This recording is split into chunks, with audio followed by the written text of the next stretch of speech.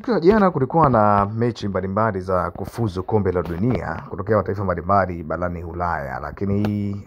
ikiwemo Portugal ambayo ilikuwa inapambana dhidi ya Ireland, Spain ikawa na Georgia, lakini Estonia pamoja na Italy, Latvia na Andorra, Hungary pamoja na Armenia, Norway pamoja na Israel, Bulgaria ikiwa na Turkey na Serbia pamoja na Albania. Sasa bao la dakika la salama kutoka kwa Ruben Neves ndio ambalo lilikuwa limeipatia ushindi wa goli 1-0 dhidi ya Jamhuri ya Ireland, huku golikipa Nogu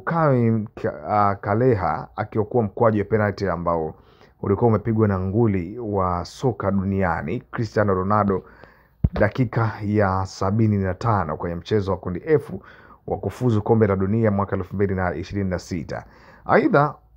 Uhispania imeshinda mechi yake ya 3 mfululizo kufuatia ushindi wa bao 2 dhidi ya Georgia, huku Italy ikilaza Estonia mabao 3, wakati Bulgaria ikipoteza mechi yake ya 3 mfululizo kwenye kundi hili. Bana, Kela amekuwa penalti zake 3 zilizopita dhidi ya Kylian Mbappe, yani Novemba 24 kati ya Liverpool dhidi ya Real Madrid, lakini Kela pia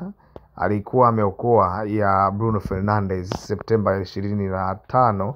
mwaka huu kati ya Brentford na Manchester United, lakini pia safari hii amekuja kumaliza ya Oktoba 25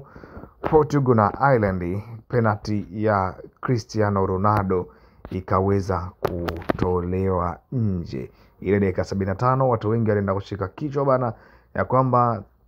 vipi huyu kijana anakuja kutufanyia kitu kama hichi. Kwa wapenzi na mashabiki wa Cristiano Ronaldo, nadhani walikuwa wameumia kweli kweli, kwa nini hiki kitu kiweza kutokea, lakini ndio kawaida ya soka na muda mwingine vitu vingine vinaweza kutokea muda wowote. Ni jambo ambalo watu wengi wamepongeza na matokeo yameweza kumfaidisha yule ambaye amefanya vizuri kwenye mchezo ule.